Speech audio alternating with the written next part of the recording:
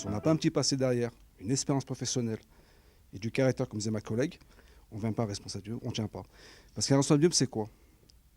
Il est sur le secteur, il est les yeux de la régie et les oreilles de la régie. Ça veut dire qu'on fait du nettoyage, on fait de la sécurité, on prévoit les incidents, on doit vérifier les parkings, on fait les visites conseils, on fait les états des lieux rentrants et sortants, on fait des mises en travaux, appeler les sociétés. C'est un travail qui est lourd, c'est un travail qui est quand même stressant.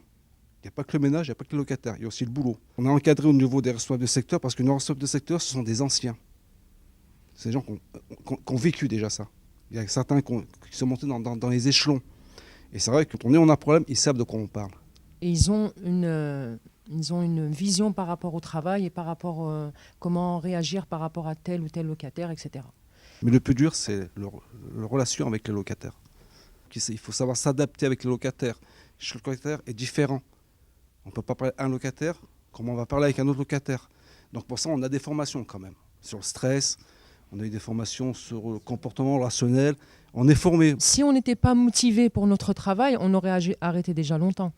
Notre implication en fait, c'est nous qui allons vers le locataire. C'est ce geste, en fait, cette approche. Cette approche, elle est qu'on s'intéresse au locataire. Par exemple, le fait de voir une personne âgée qu'on voyait tous les jours nous dire bonjour, qu'on ne la voit pas pendant une semaine, ça me pousse à aller aller la voir et voir qu'est-ce qui se passe. Et puis, j'interpelle tout de suite mon responsable ou moi-même. Moi-même, je prends les devants et je fais ce qu'il y a à faire. Surtout, c'est la conscience professionnelle des nouveaux gardiens d'immeubles. Parce que moi, je les appellerai toujours gardiens d'immeubles. Il y a une prise de conscience à occuper le terrain. Alors qu'on a eu pendant trop longtemps des soi-disant professionnels qui abandonnaient le terrain, qu'on voyait juste pendant une période de la journée et qui disparaissaient au grand détriment des locataires et des besoins des locataires. On apporte quelque chose, on apporte la présence, on apporte ce que les gens ont besoin, surtout dans ces périodes difficiles. Ils ont besoin d'un soutien qui est incroyable dans des quartiers pareils. Et moi, je pense que c'est vrai qu'il y a eu une drôle d'évolution. Le premier défaut qu'il y avait, c'était pas le responsable d'immeuble, c'était le locataire. Le locataire, il était responsable de tout. Je dis, il n'y a pas qu'une évolution dans la méthode de travail, il y a la révolution aussi dans l'esprit des responsables d'immeuble. Ça, c'est... Mais quel est le responsable d'immeuble qui peut être responsable d'immeuble s'il ne vient pas de ces quartiers aussi? Moi, je rajouterais qu'il y a cet esprit famille, en fait, dans les quartiers. Tout le monde s'intéresse à l'autre et tout le monde se préoccupe de l'autre. Et dans cette dynamique-là, on va dire qu'il y a des choses compliquées, on va dire. Il y a un quartier, on sait que c'est un quartier difficile, on sait qu'il y a des choses compliquées qui se passent, mais on essaie de trouver des solutions pour qu'on avance avec eux, avec les locataires. Pour moi, pourquoi ça marche, je pense que c'est aussi le fait d'être logé. Personnellement, si on n'était pas logé, on travaille, on rentre chez nous. Le fait d'être logé, nos enfants vont à la même école. Moi, mon chef, une fois, m'a dit « Mais je ne te comprends pas, Saïda. Toute la journée, tu es avec tes locataires. L'après-midi, je suis passée, tu étais avec tes enfants sur un banc avec les locataires. » Je lui dis « Là, j'ai changé de casquette. Je suis la locataire, mes enfants sont en train de jouer avec l'autre enfant. » Donc, il y a la petite discussion de voisins. Donc, il y a le petit relationnel qui se crée là aussi. Le fait d'habiter dans le quartier, on côtoie, on les voit le matin, midi, soir, quand on fait nos courses au marché. Moi, c'est vrai que moi, je suis marié, j'ai un garçon. C'est que moi, j'ai mis une frontière complètement. Avec la dame, elle n'est pas gardienne d'immeuble, elle n'est pas responsable d'immeuble. Elle n'a pas à répondre aux questions. Elle ne prend pas les renseignements ou les réclamations des locataires. Ça, moi, j'étais clair là-dessus. Je n'ai pas voulu que ma vie familiale soit envahie.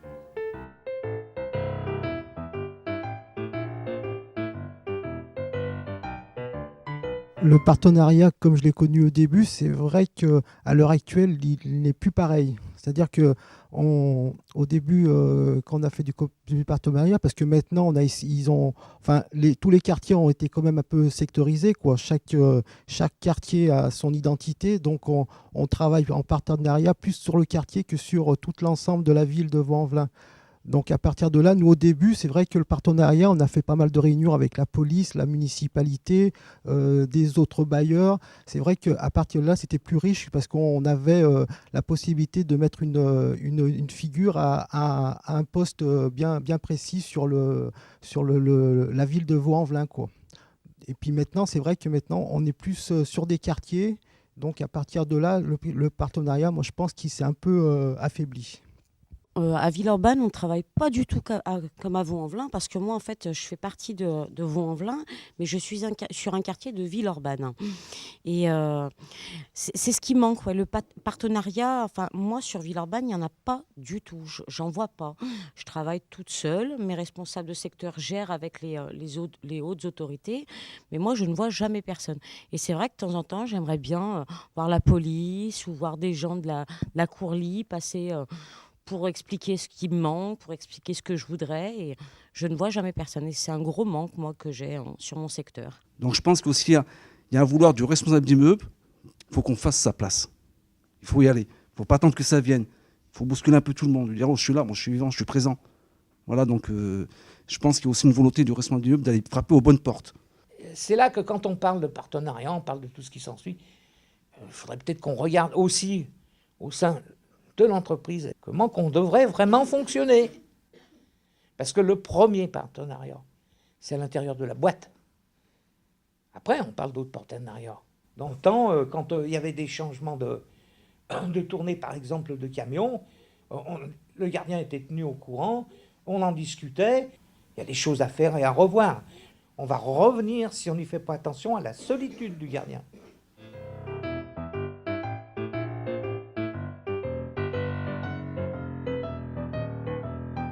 Et j'en reviendrai aussi au niveau des squats. Moi, personnellement, sur mon secteur, c'est assez difficile, même d'en parler là. Bon, le trafic, il est de partout. Il n'est pas spécialement à Vaux-en-Velin. Je pourrais dire il est de même partout. Je pense qu'il y a plus de trafic sur la région lyonnaise que sur Vaux-en-Velin. Sur nos secteurs, ça c'est clair qu'on a comme eu des formations pour savoir comment gérer ce problème, parce que c'est quand même un gros problème, sans trop être impliqués nous-mêmes. Donc l'avantage, c'est que nous, sur Villeurbanne Habitat, on a un responsable de troubles de voisinage qui est assermenté.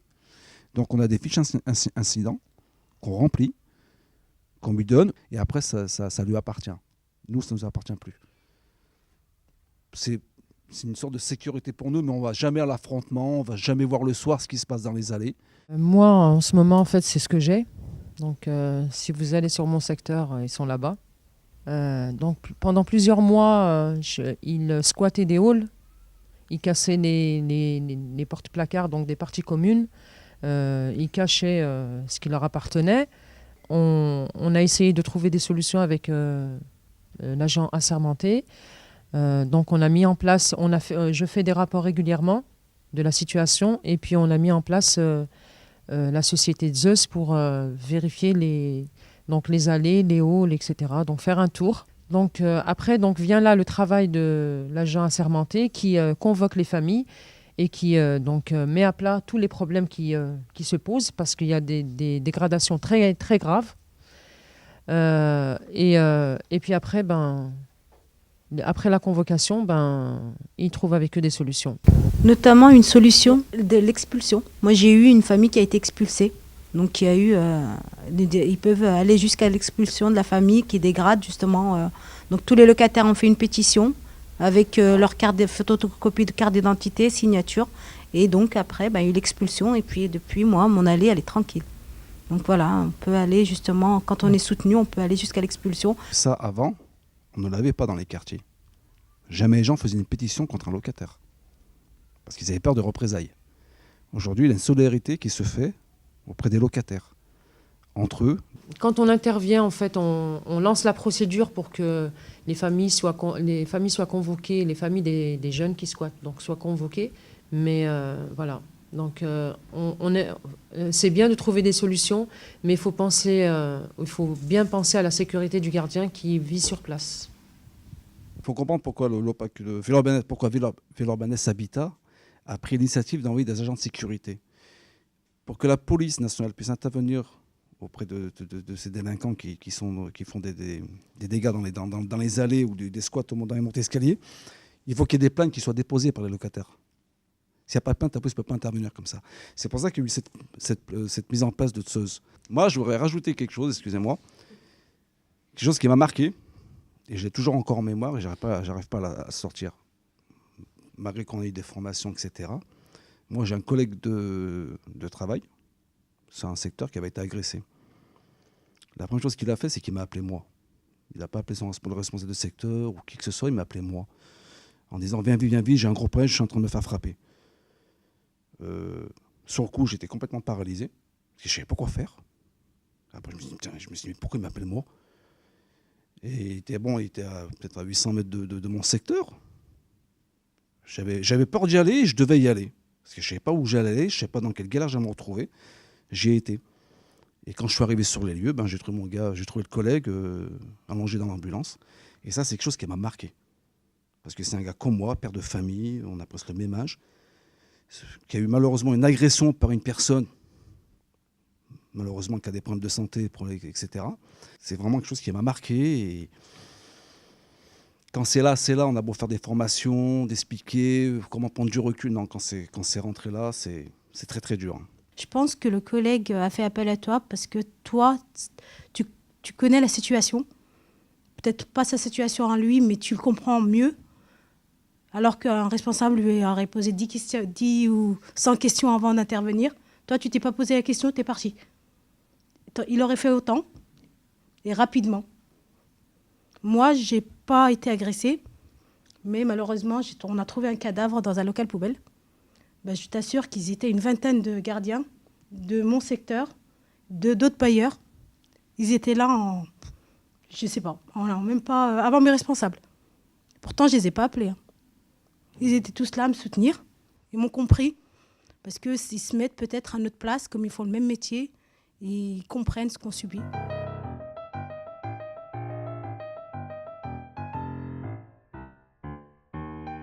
Il y a des réhabilitations, mais il n'y a pas que ça. Il y a pas que il faut impliquer suffisamment le locataire pour qu'il se sente concerné, responsabiliser le locataire.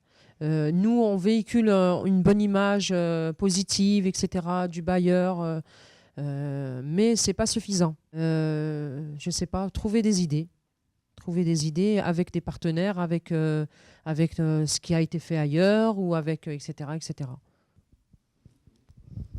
Moi, je suis d'accord avec Naïma. Ouais, il faudrait trouver plein d'idées et puis surtout investir les locataires pour qu'ils se mettent dans le projet de leur quartier, en fait, qui se plaisent dans leur quartier, qui s'investissent surtout dans leur quartier. Je trouve que les projets qui vont être mis en place ne sont pas assez vite mis en place et que les locataires, ils s'impatientent et ils n'y croient plus à force. Et je pense que le fait de faire avancer les projets plus vite, ça aiderait les locataires à croire que ça peut avancer, que ça peut changer. Donc moi, justement, je vais vous parler de la fresque, ce qui a été vraiment une aventure très humaine. On a commencé à 4, une réunion de 4, pour finir à une réunion de plus de 250. Ce que voulait cette création, c'est faire participer les locataires.